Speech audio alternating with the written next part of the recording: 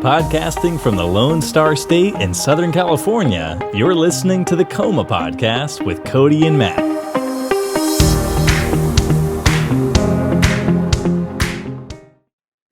Hey everyone, and welcome to the ComaCast. It is March 23rd, 2021. We are just now starting the week. Today, our main topic, we're going to be discussing a little bit of the shooting that happened in Colorado and Boulder. We'll be getting to that later on. But first, let's do a little check-in. Matt, how are you doing? It's the beginning of the week. Things going good? Yeah, I would say so. It's pretty quiet here in Texas. That's good. Same out here. We had a little bit of sprinkling this morning, which has been nice. Yesterday, had hail at 2 a.m. Oh my goodness, really? Like a lot of it. I was in the bathtub and I thought it was the cats running back and forth, but I was hearing hail tapping through the vents. And David was texting me about something else, and I thought it was him running back and forth with the cats. I'm like, what did they do? Like, geez. And then I realized, then David had texted me, hey, it's hailing. So I turned the water off and I just hear it's just like slamming the house. It's probably the hardest it's ever hit here. Like a giant band of it went through. And I'm like, and it was that kind of hail that hits. I'm like, this is when like a tornado touches down in a neighborhood and come, down and back up. Like, I'm going to go ahead and get out. I was probably out and dressed in a minute from like soaking wet, half paying attention. I was literally dozing off. So you were in the bath. You were in the bath when this was all happening. Taking a bath, yeah, when this happened. So if you've texted me or you know anything about me, I'm always texting or talking from the bathtub, and there's a reason for that. One of the reasons is because of the doctors don't really know what's wrong with me, but whatever it is, taking hot baths relieves like pain and pressure and discomfort. And especially with having weird sinuses in general, there's just like a sense of calm. So maybe it's psychosomatic, but whatever's aching or hurting in my body, a hot bath will generally relieve that. So I've been taking in Aleve every day for the last 2 weeks. And then at the end of this 2 weeks, I'm not going to for next week and see how I feel to see how much of a difference there is. But yeah, I would say the first day or two last week, I didn't really notice anything. But this last, I would say the rolling 7 days, I have felt really human again. Like I felt like really good. That's like, good. Oh, right. Well, more so for David because, it's a state of existence for me. But for him, it can really impact how. Yeah, for sure. It can really impact how quick I could get out of bed, how much I can move around, how slow I might move around. Now, once I'm up and going for the day, I'm good. Or if we're exercising or at the gym, I'm okay. But just moving around can really, really slows me down. But hail. And so I was luckily I was out pretty fast. I was ready to go just because you don't know. And if there's any point something were to happen, we don't have sirens. And when an F-Zero comes down, it isn't going to wipe San Antonio off a map, but it can touch down and rip the roof off of a house, and there's very rarely a fatality or an injury with it. But really, the bathrooms are on the second floor and being naked in a pool of water. Yeah, I was going to say there's a lightning risk potentially, and then also if something were to happen, you don't want to be naked if something happens, right? And then you can't find clothes. I can't even deal with the irony of that because usually most people I know prefer to sleep in little to nothing, and I'm usually in a t-shirt and at least briefs or gym shorts. Yeah, that was shocking to me when I found that out. I'm the one person who's somewhat dressed at all times. And I would be the one that gets caught totally naked in a major storm. But it wasn't storming when I went into the bath at all. It came through. It ripped through pretty quick. So it was over pretty fast. Yeah. But we had, in keeping with our topic of cats, normally we have your updates, but it's my turn. We have a little bit of a weight loss journey going. I feel like we need to start like a little reality show. Our poor Luna. Following Luna.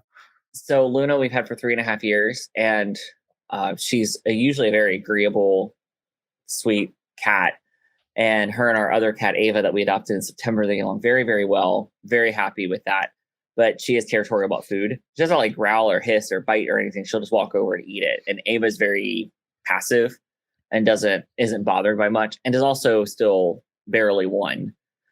And Luna's just gotten bigger and bigger and bigger and bigger. I'm like, man, is something wrong with her? Because they have a timed feeder that only lets about a certain amount of food, and they have the recommended. We even lowered it, so they're eating less than the recommended amount.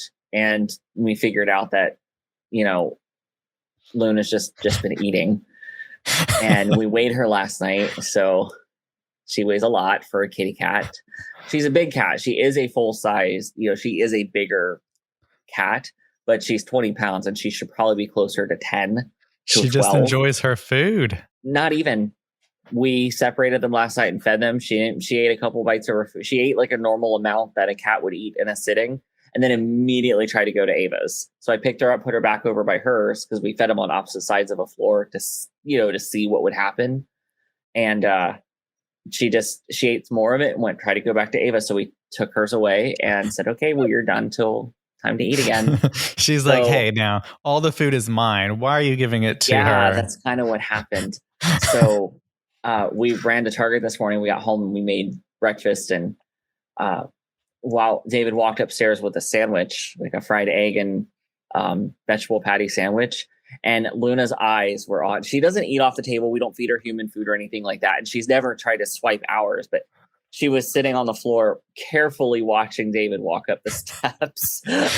I'll need those things I've seen where you can get like a microchip that you can put on a collar, and it like recognizes which cat is going to which feeder. You have to have 2 feeders in this case.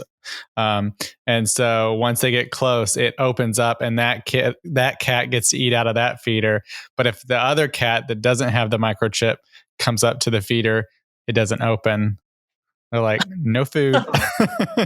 That's amazing. I could never do that because, well, first of all, my cats are not together yet. And my cats hate wearing collars. They're like, nope, we're just gonna hang out. We've just got her a second collar this last year, but she had her first collar. We ultimately, when we decided to keep her, I had gone to the pet store and gotten new tags and updated ones, with the updated phone numbers and just information. So we got each of them individual collars, new collars, and they got new tags, just fresh ones, because the old ones were just beat up. And that's not really optional. The collars are going on them. That's not a discussion. On the off chance we were to lose a cat, they need their collars, especially here. And we decided to go ahead and get Luna one at the time. At the time, she was our 4th cat. She was our 4th pet, 3rd cat, 4th pet. And 3 months after we got her, our eldest one, who was almost 15, had passed away, which is, literally I got Amy a new collar and tags, and then a few weeks later she passed. But we got Luna's, and her collar, she was such a tiny little kitten at the time. The collar just like hung off of her. I mean, by a lot. It looked like, the epitome of somebody putting on their big brother or big sister's clothes. Yeah. When they're 5 and their sibling is like 15. It looked like that. But she grew into it. But yeah, they both wear their collars. Ava does not have an Ava tag, though. She does have her own collar, but she doesn't have an Ava tag because the places where we would have gotten them at have all been shut down. Yeah. Or limited hours. So we've minimized all our trips. And, it's something I've been meaning to go do, but soon, hopefully we'll be able to go out and about. On that, there has been an update here in Texas. So I am scheduled for the vaccine this week. Dave and I fit into the priority groups. But we're kind of getting at the end of it. On the 29th of March, all of Texas will be eligible. So another major state has opened, which is good because Texas being such a huge state, it means that other states, I expected like California and New York, Texas and Florida to maybe be some of the last ones to go for everybody. Because we have a couple of cities that are really population dense, like NYC. There's more people in NYC than in like most states. Same with, you're in a major city too. So, half of California could be totally fine, but your specific city could be buried because there's just not enough providers to administer.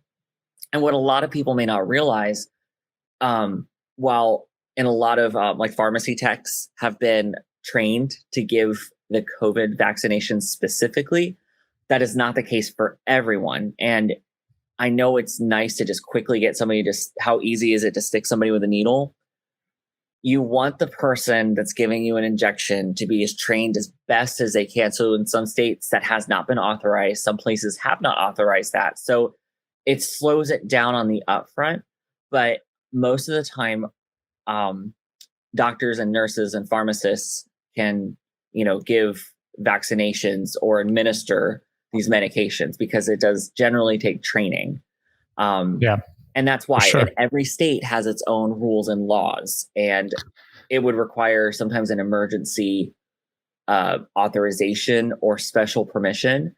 And for the layman, it just doesn't seem, I know it doesn't make a lot of sense. It can be frustrating because it can seem like, hey, why don't we get these texts?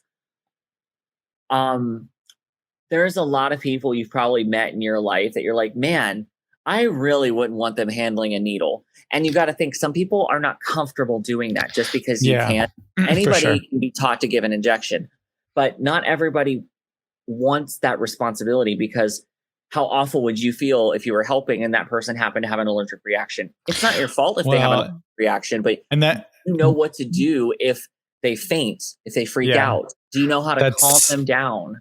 Not everybody. There's more to it than just sticking somebody. That's the thing that, especially in pharmacies, because there is a waiting period, you have to wait at least 15 minutes.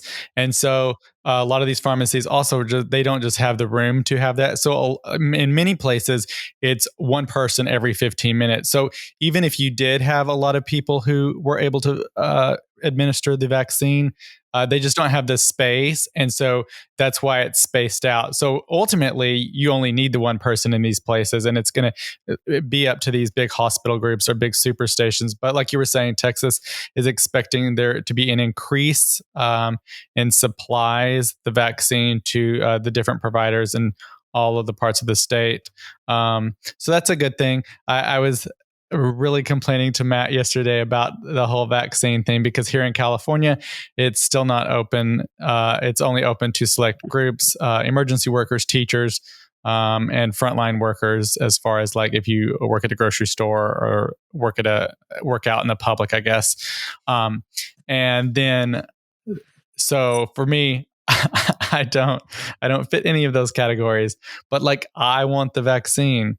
And so it's just really frustrating. It's also frustrating because like in San Diego County, I think I mentioned before, they dropped anybody who has a BMI over 25 can get the vaccine. But like I'm a BMI of like 23.8. And it's like, so I need to gain weight to get this shot. Ugh, so annoyed by that. You're probably not more than like a few weeks away from it. But also, you're in one of the most populated cities in the entire country. And this is one of the hangups, like when people say they want to go live in the city. Now, you're an adult. You obviously know how to function in a city. When a lot of people from small towns say, I want to go live in the big city, they don't think about the practicality about things like what's it like to get a doctor appointment, a dentist appointment, carrying your groceries, getting stuff delivered. You worked in an environment where you would have seen all of that. You knew how to deal with all of that. You did the full adult thing in your hometown. So you were ready when you went to, to the city. Like, I mean, and also luckily, working in your background, you would have known, you see the crazy, know what to do. Luckily, in this case, it seems I was looking at like where I grew up and stuff, and we have about the same ratio of percentage of who has been vaccinated. So it also, smaller cities are getting less vaccine, bigger cities are getting more vaccines.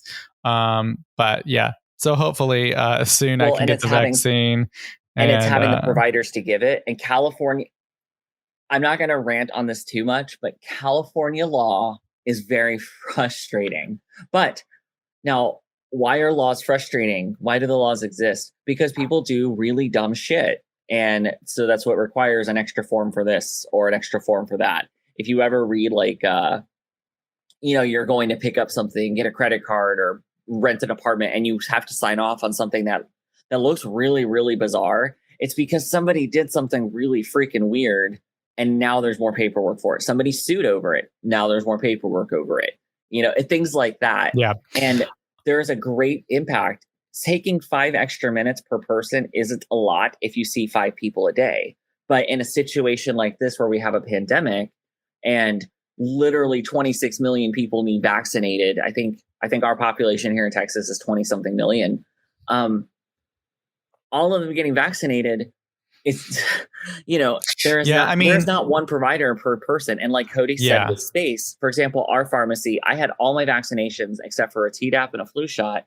All of them were done at my pharmacy, and they had one room for it, and I had to go in there, and I did not have to do a waiting period. They just stuck me with Hep A and B, and I went on about my day, and it burned like hell because of the preservatives in it.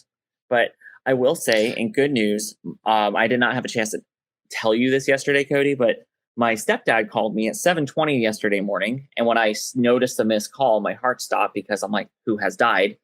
Because who the hell calls at 7:20 in the morning? When he knows, I'm nowhere near him. Yeah. And I'm not functioning yet. And even if I am, I'm not taking calls at 7:20 in the morning. This could have been a text. But because of apparently he remembered what I said a couple of months ago, he called me to ask my opinion on receiving the vaccine. My mom still does not want to take it, but she's going to. And that makes me happy. And apparently his boss at work was going on about not taking because she was allergic to the stuff that's in it. And he was going on about the FDA never approved it and everything. So I literally looked up everything and read it to him. He goes, well, the TV said, I'm like, this is real life. He literally said to me, well, the TV said, and all these people are dying from the vaccine. I'm like, nope, they're not. He goes, then what did they die of? I'm like, I got my Hep A and B vaccine. I could have walked out and got hit by a bus 5 minutes later. Correlation does not equal causation. But exactly.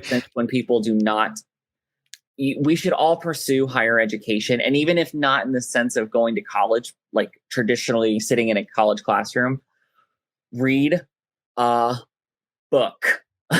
Well, a lot of it lies on people who write headlines in the news industry. Yes, clickbait is just because so awful. So while it may be true that take AstraZeneca in Europe and people getting blood clots. Now, if you look at some of the data shows that it was a higher number of blood clot issues in this particular area, I believe in Germany.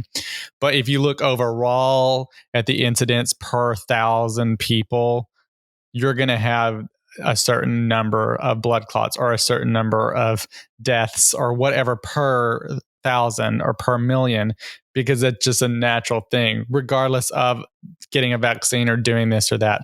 Right. We had a neighbor who yesterday was like, yeah, I'm not going to take the vaccine because they said if you have allergies, not to take it.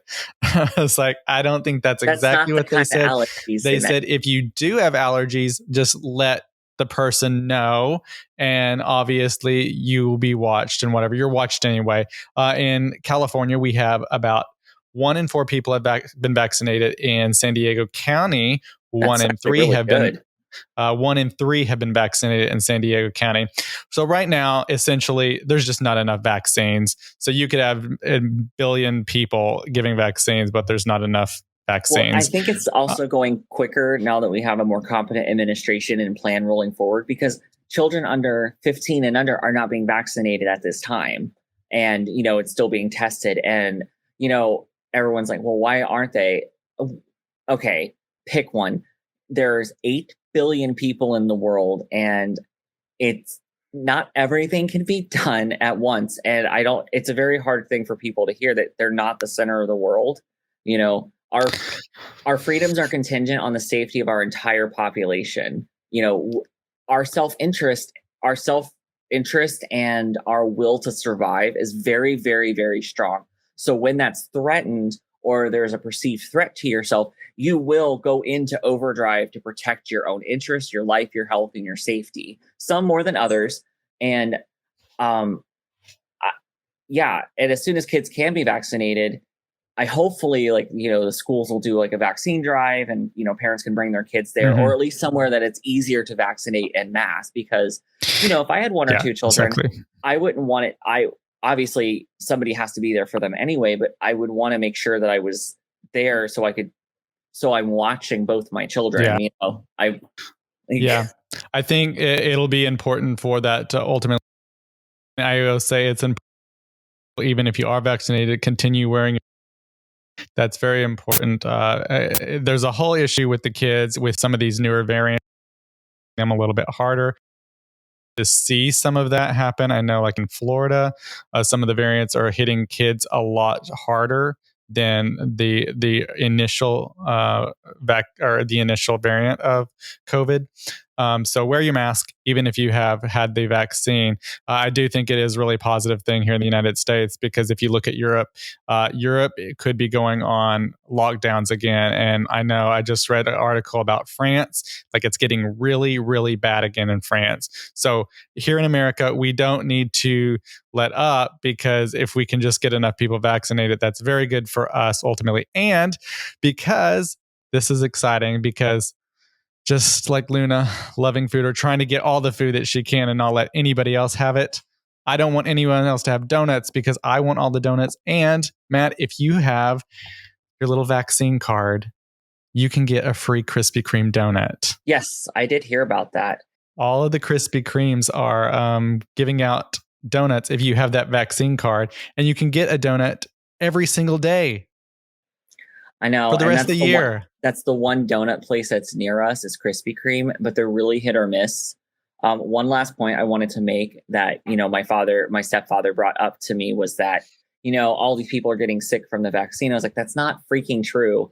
And I said, but he goes, well, you only have to worry about, about COVID if they have an underlying condition. I said, I don't look sick to you, but I am.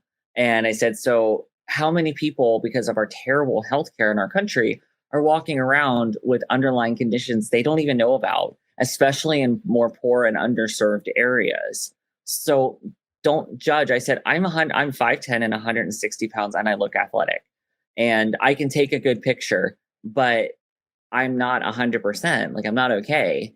And, but everybody has told me I'm fine, but I'm not fine. And I said, and you spent 10 years theoretically raising me, and you and my mom can't tell that I wasn't well. And I lived in the same house as you, so don't judge that others are walking around with underlying conditions that they know they have or aren't being treated. They are no less deserving of being helped or being vaccinated, because they can still spread it and they do not deserve to die. Well, and as we've talked about, even if you don't have an underlying condition, you still can get it and you still can die. Right. Yes. So it obviously, there are people who have pre-existing conditions or issues that they don't know about, and that happens a lot. And obviously being overweight is a condition, and most of Americans are overweight technically. And so it's all around. So people just need to be really considerate about the situation. And this is not the time to criticize other people's health habits. Are there things everybody can do to live a healthier life? Absolutely. Does that mean they deserve to die a death from COVID, or or have whatever condition exacerbated by COVID and possibly die or suffer lifelong consequences? Absolutely not. This is not the same as somebody getting drunk and willfully driving into a pole, or, doing something stupid. This is just people living their life. It's not harming you. All of us need vaccinated. So all of us that want vaccinated will get vaccinated. We just have to wait our turns. I mean, I fit into this group, but, I'm getting vaccinated. My first appointment is Thursday. It opens Monday to everybody. At this point, when you're talking about like people who have health issues that they may not know about, like again, in San Diego County, if you have a BMI over 25, they are considering you overweight, and that is why you need the vaccine. If anybody knows me, they know what size I am. You would not consider me overweight, and I'm almost to that number. Yeah, actually, they Cody, are considering you and I are overweight. For my height, I'm at the same percentage. I'm at like 23.8, 24.1 or something like that. And I am literally, I mean, go look at my shirtless photos on Instagram. That is almost considered overweight technically for. Right. So I will say that on BMI, we're only talking about that's what the state guidelines that have been put out.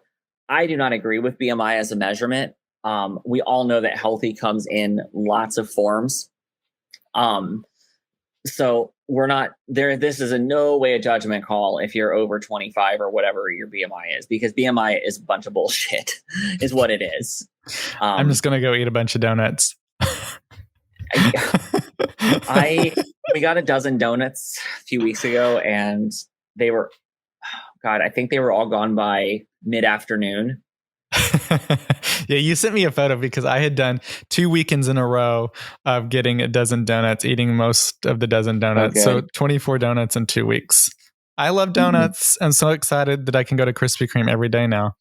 But do you have to be completely vaccinated, or once you get your first one? You just have to have just the one. You just have to have your first one. And you can go every day, one a day. I guess if you had multiple locations, you could go to multiple locations a day. But I'm not doing pushing it. So I will say though that on the subject of my stepdad and my mom getting vaccinated, the impact that apparently I had in getting them to vaccinate, it might sound minimal because I'm theoretically their kid, but it's actually huge because we don't speak. We have spoken a handful of times in the last 10 years. So, and I haven't lived with them since I was 10. Now, my mom herself, she don't care. When I moved to Florida at 10, the state had different rules than Ohio did. And they were like, hey, you need some vaccinations before you go to school. My mom was like, okay, what's he need? And my grandmother was with us. So I got like the 3-in-1 that day.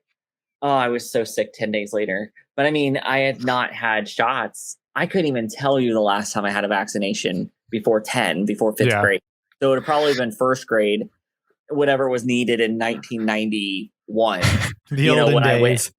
Yeah. So I mean, it's basically, you don't know what you are saying to your friends or family or people that that may be on the edge of taking it or not taking it. Right. You can make a change, I guess.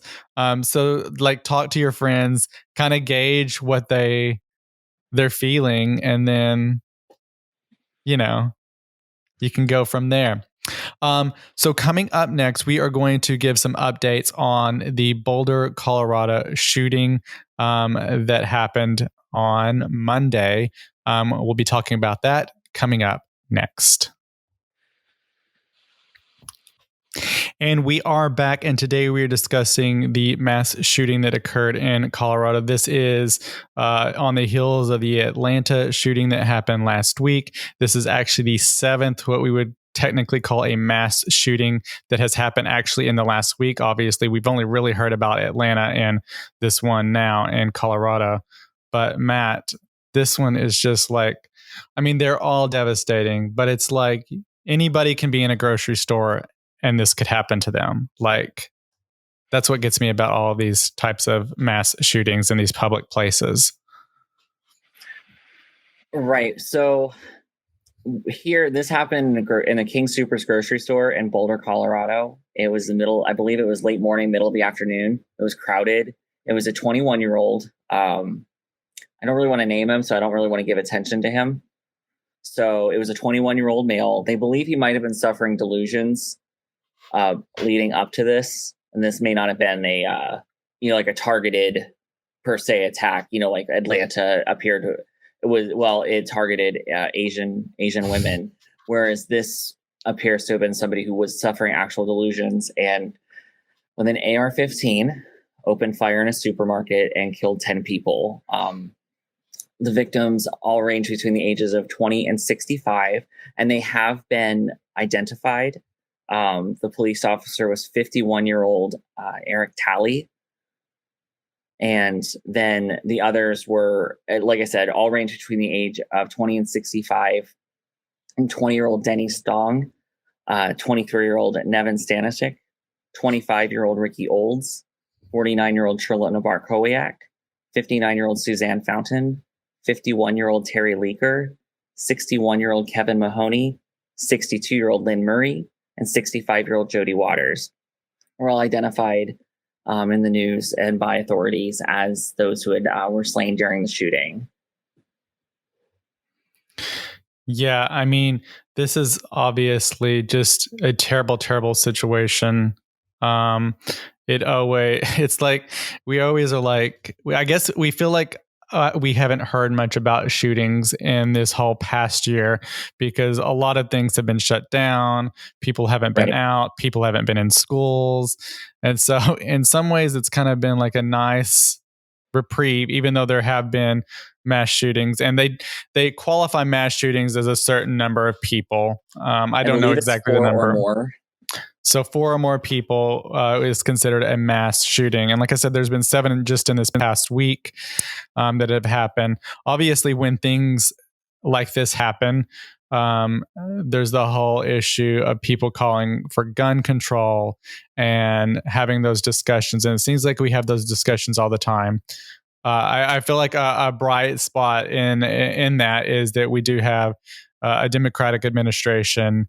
The Senate and the House are Democrat led, that, hopefully something could be done to deal with this. Because as we know, if you look at polling, a majority of people believe there should be some sort of gun control for issues, just basic gun control. And so really amazing how it's always Democrats are coming to take your guns. No, it has not happened in 230 something years. Nobody's trying to do it now. We just want realistic, stringent gun control.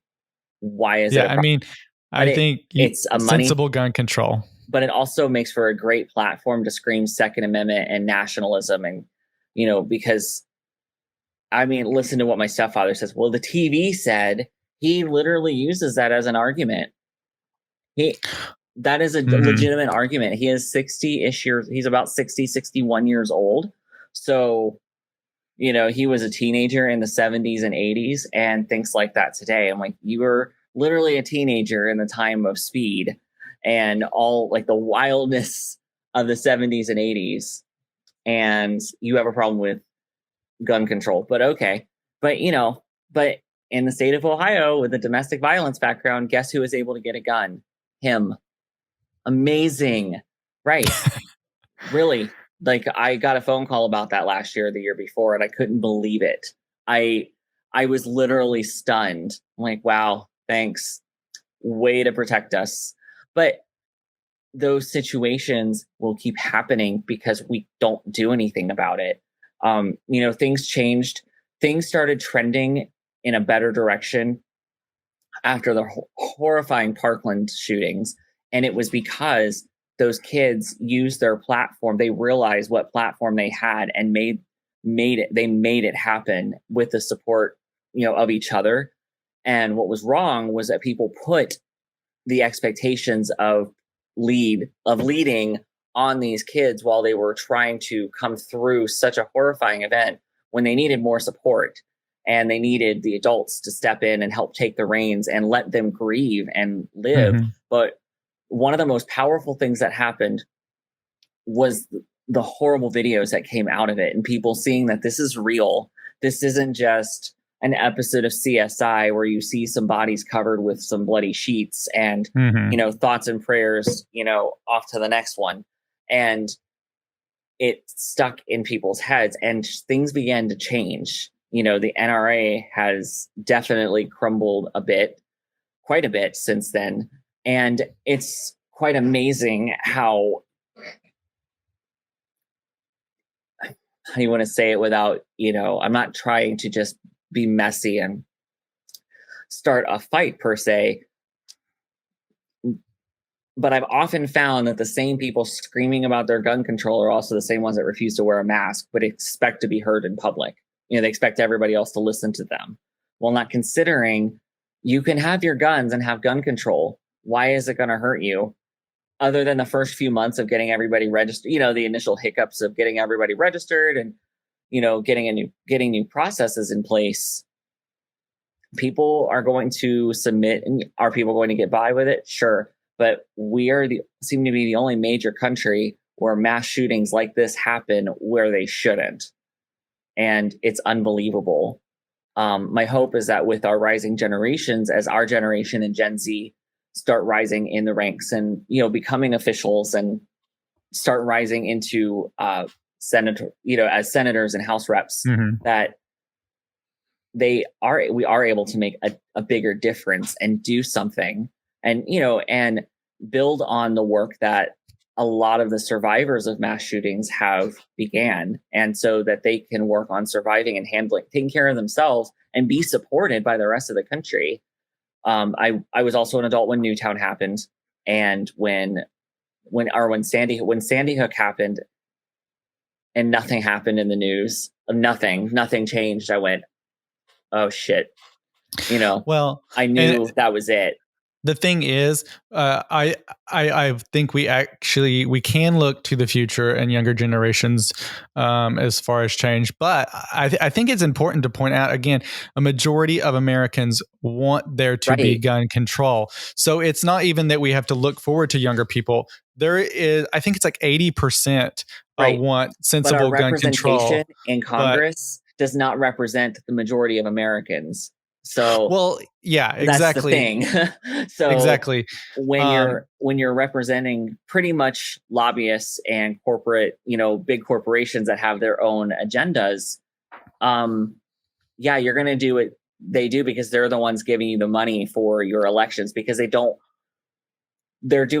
not doing anything with their power. If the filibuster gets eliminated, which I hope it does, Mitch McConnell's threatening blah, blah, blah, blah, blah. Like, well, I mean, this is the same guy who hasn't spoken up against, what happened last week. His wife is an Asian woman. Let's point this out. I mean, it's like we've talked about in the past that this is what kind of leaders we have. People in government, especially if you've been there a while, and this is both sides of the aisle, that they tend to start doing things for themselves because they just want to stay in power, and they like that lifestyle that they become accustomed to being in these particular positions. Because you have some very conservative areas who, if you polled, would also want sensible gun control. But again, those people that represent even conservative areas are voting against the interests or what the people in their districts want.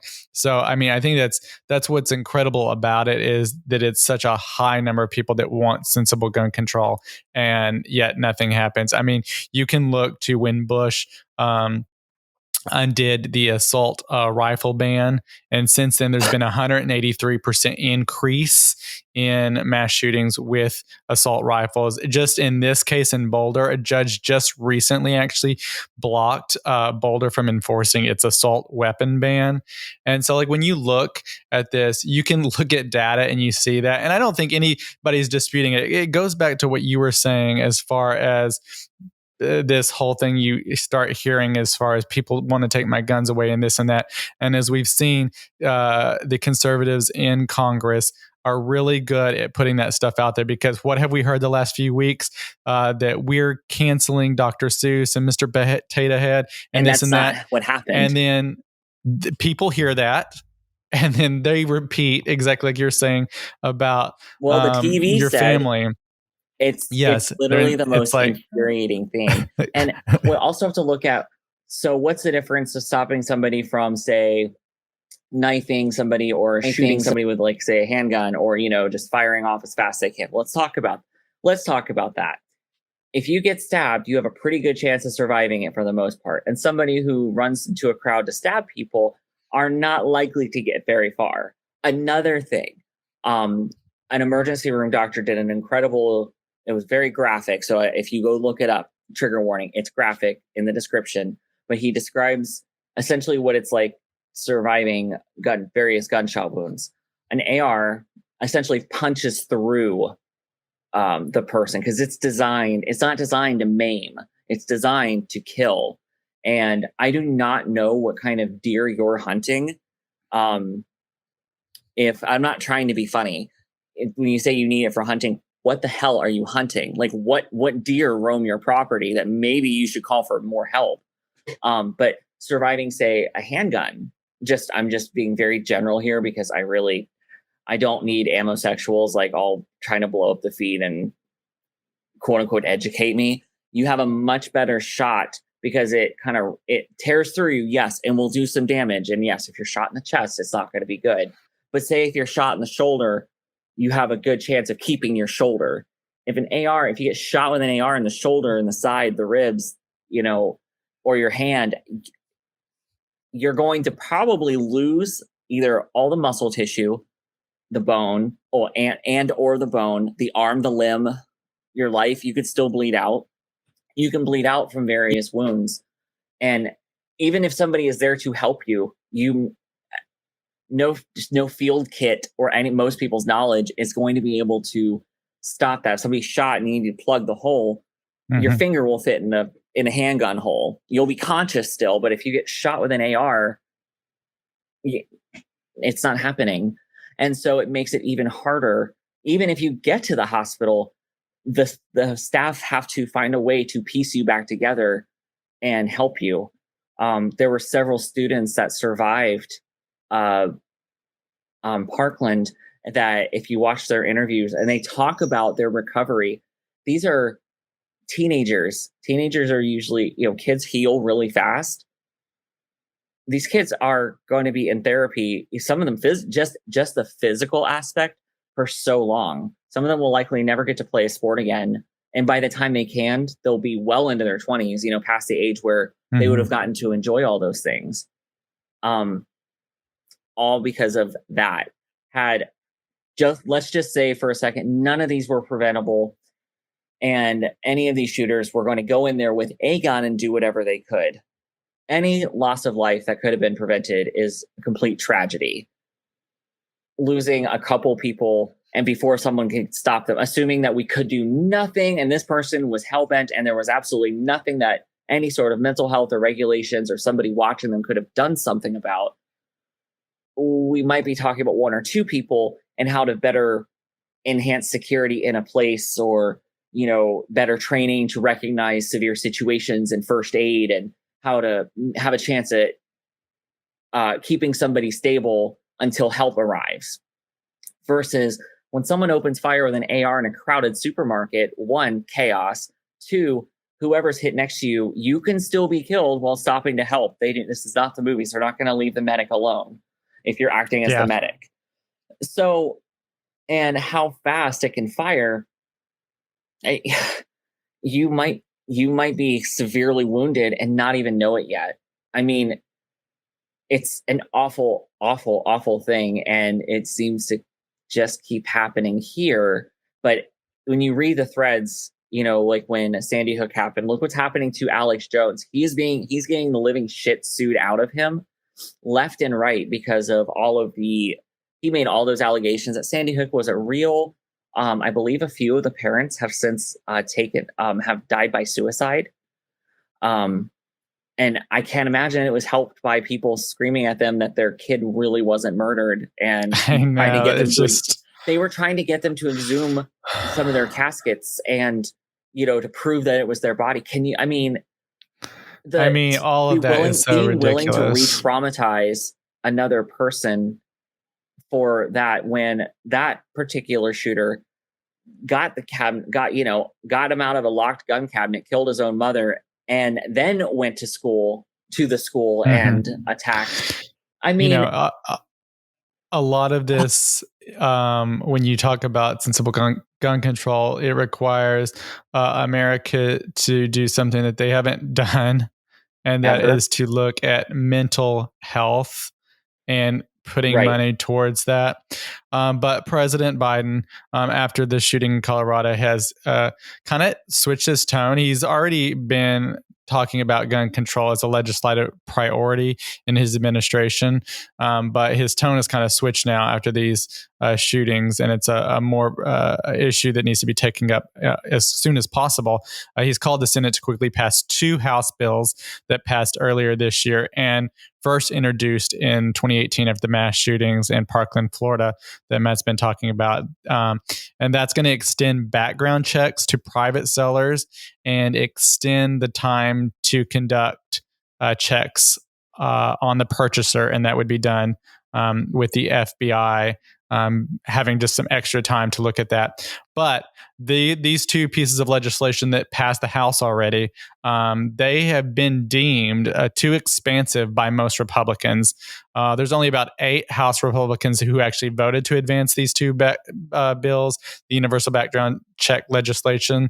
And ultimately, the bills in the Senate would face a lot of uncertainty because it is doubtful that they would reach the 60 votes needed to clear the filibuster in the Senate. And that's why, again, the filibuster is such a big issue going forward. It's something that I think we should talk about in another episode, because I'm sure a lot of you do not know what the filibuster means. What it really, there's more to it than just. And so it's something that's going to have to be looked at. Obviously, there has been some positive things of Biden is inching towards more of reinstating the filibuster how it used to be, which would be essentially if you are against a bill that you have to get up and speak, and then once you stop speaking, then it can be voted on.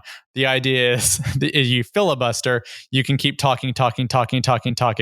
Obviously, at a certain point, you would have to stop, and then again, it would be able to come up for a vote. So there is a caveat to that. So the first 2 hours of your speaking, you have to be talking about relevantly to whatever the bill is. Whatever it is, the reason you're against it, talking about it.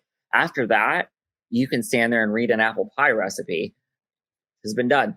And the idea is to get everybody to just kind of, okay, we won't do it, but they'll just have to sit. It's just a tactic. But the first 2 hours, you do have to be speaking about the bill, or is how, I don't know if it's still that way, but that's how it was.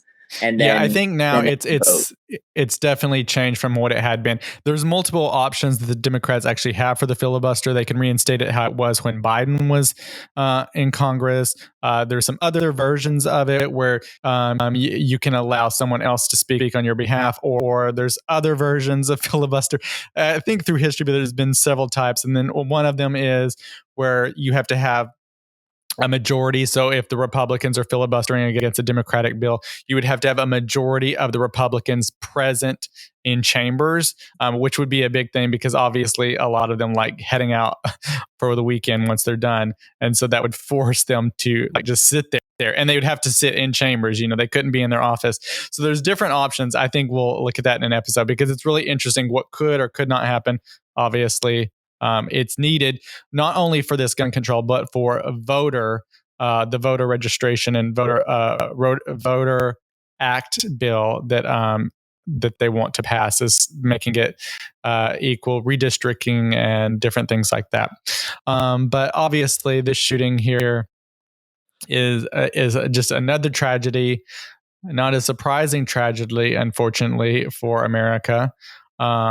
It's something that doesn't have to happen, but it always just shocks me, I guess, because I'm like, you see Sandy Hook, you see Parkland, and it's like, how can you be against sensible gun control? Again, these things the Republicans are actually against in this House bill are just like extended background checks and just like a 1 or 2 more days to let the FBI go over the information to make sure you're okay to buy a gun. Like, do you want someone who's mentally unstable or they have other issues in their background to have a gun if they're your neighbor? Like, even if you want guns and you have guns, and that's fine, that's completely fine. The guns can be used for hunting, they can be used for certain things. Like, obviously, if you live in remote areas, it can be used to protect you against wild animals or different things like that. If you have farmland, ranch land, they are a necessary part of society and can be used properly. It's just that we just need to put some of these basic sensible things in place that you would, again, I call it sensible because it's like you would think that's just what you would be doing. But I just don't understand when you look at these kids and what they've gone through, or to see small kids that were killed in Sandy Hook and not want to do something, even if you are for guns, that you wouldn't want to do something. And it's just a shocking thing. And I think it goes a lot to what you were saying though, Matt, as far as people hear something and then think it's true. And so the whole Democrats want to take your guns away, or they want to do this or that. does maybe scare people. But again, no one wants to take your guns away. Like that's never been even said. Really annoying. One of my friends used to have his own gun business, and he had the whole "don't tread on me" crap on his truck, and I'm like, really? It's never like he and I are the same age. We're only 2 weeks apart, and I really like the guy. He's really overall. I've always found him to be just really an upstanding human. But when it comes to like stuff like that, I was like, when has anybody come and taken your guns? Like, you have nothing to hide. You have clearances and everything else. Like, well, it's going to impact my business. And somebody from your business buys a gun and shoots somebody in the store in rural Pennsylvania, you might feel a little bothered. Or if it's a problem, then that's other things to talk about. Like, waiting a couple days is the end.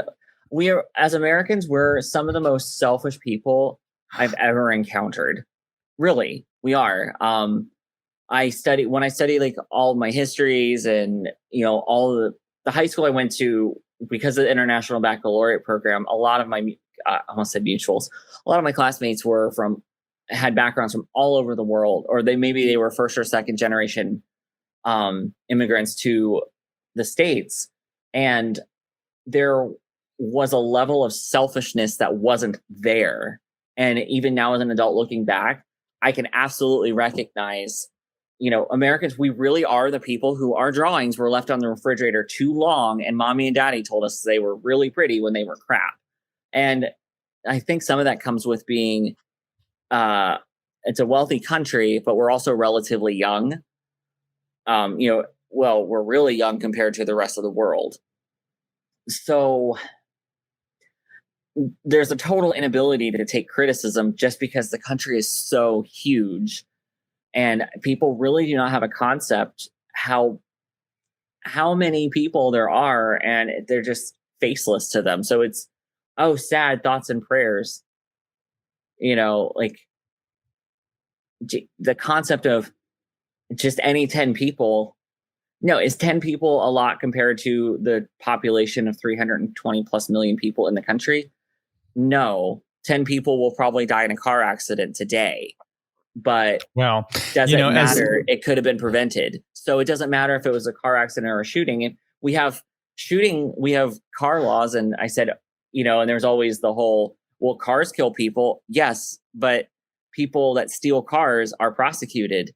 People that chop cars are prosecuted. We have licenses. And for the most part, the bulk of the country that drive either take public transportation or drive, have a registered license, and get insurance on it. And I mean, that's one thing that I think that people should have to do. This is not in any bills that I know of at this time, but I think people should have to have insurance if they're going to have a gun. And so I do have some ideas on what could be done. But again, these are sensible gun controls that are in this legislation. Again, background checks. You should run for local office in California. Out here in San Diego County is so huge. So we have like San Diego City, even though it has the military bases, it used to be more conservative, but it's starting to be more liberal. And I guess the city as a whole has voted liberal. But the county, though, we do have, the county is represented by a Republican, Darrell Issa, who replaced another congressperson that I can't think of his name right now. But his father had run and had been there for years, and then he took over. But then he got embroiled in scandal because he was using money that he received for his own personal use and his wife's use. And then so he basically was forced out. But because the county is very rural, the county is very conservative. So we are representative as far as in the House by a Republican, despite the city itself being more liberal, I guess. I think we can look at it. We saw during this whole COVID situation that people couldn't even wear a mask to protect their neighbors or their friends. So it's a hard ask, I guess, in the gun control, even though I guess I shouldn't look at it that way. I shouldn't look at that way. I think we should look at it more positively and really start looking ultimately that the change that needs to happen ultimately comes down to voting and redistricting issues. Because again, a large percentage of Americans actually do want this sensible gun control. It is just the Congress people who don't want to provide that change for the Americans who do want it. So the important thing, I guess, is vote. But then we also need to change some of these things, which means we have to get rid of the filibuster. But that's a totally different That's topic. A different conversation. So we'll keep you updated on this, of course, coming up on our podcast episode on Thursday, and of course our Friday show at 5:00 Pacific. If there's any big updates, or we'll post them on Twitter and stuff. So I guess we will leave it at that. So, hey guys, we want to remind everyone that you can keep in touch with us on all of our social media channels, whether that is Facebook, Twitter, or Instagram. You can do all of that at the ComaCast. And we definitely love to interact and hear from all of our listeners. All of this is not possible without you guys.